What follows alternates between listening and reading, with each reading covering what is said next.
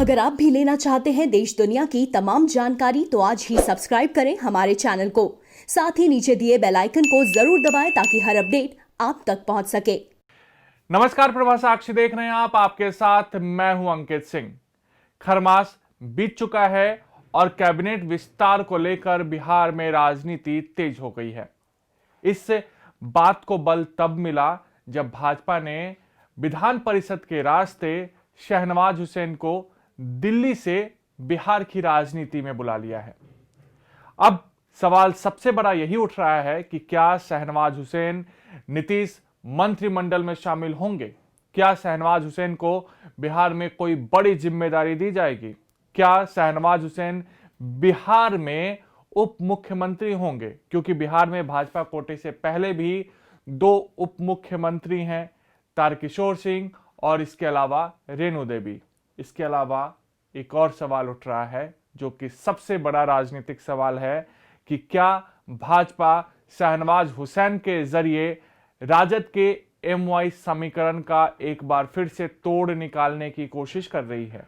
क्योंकि माना जा रहा है कि आने वाले दिनों की राजनीतिक संभावनाओं को देखते हुए शहनवाज को बिहार की राजनीति में बुलाया गया है, इसलिए कि MY यानी कि भाजपा की ओर से किसी यादव नेता को आने वाले दिनों में आगे किया जा सके, इसलिए पहले शहनवाज हुसैन को आगे कर दिया गया है।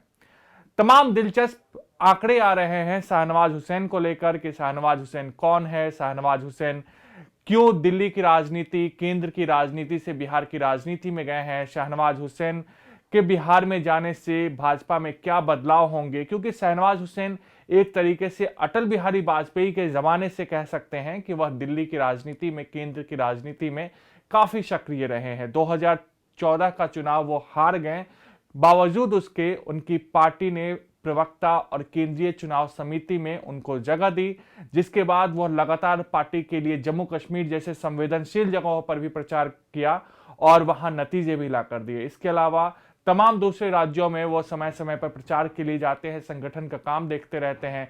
लेकिन बिहार में कैबिनेट विस्तार को देखते हुए अब यह संभावनाएं जताई जा रही है कि कहीं ना कहीं शहनवाज हुसैन को बिहार में नीतीश कुमार के मंत्रिमंडल में बड़ी जिम्मेदारी दी जा सकती है। लेकिन सवाल यह उठता है कि 2 उप मुख्यमंत्री पहले से ही भाजपा कोटे से हैं, ऐसे में क्या शहनवाज हुसैन उप मुख्यमंत्री बनेंगे? नहीं, अगर उप मुख्यमंत्री बने तो क्या तारकिशोर सिंह और रेणु देवी की जूनियर बनकर वो रहेंगे? इन तमाम बातों पर अभी से ही आशंकाएं हैं, सवाल उठ रहे हैं। लेकिन कहीं ना कहीं शहनवाज हुसैन के जरिए भाजपा बिहार में नई राजनीतिक चाल चल रही है। अब देखना दिलचस्प होगा कि आखिर शहनवाज हुसैन बिहार में भाजपा को किस तरीके से मजबूत कर पाते हैं। लेकिन साथ ही साथ जब शहनवाज हुसैन से नामांकन के वक्त ये सवाल पूछा गया कि नीतीश से आपके कैसे संबंध है, तो उन्होंने मुस्कुराते हुए जवाब दिया कि नीतीश कुमार हमारे बड़े भाई जैसे हैं, अटल बिहारी वाजपेयी की कैबिनेट में हम दोनों साथ रहे हैं, हमने नीतीश कुमार से बहुत कुछ सीखा है। और पिछले दिनों नीतीश कुमार से उनकी मुलाकात भी हुई थी, जिसकी एक तस्वीर सोशल मीडिया पर खूब वायरल हुई थी।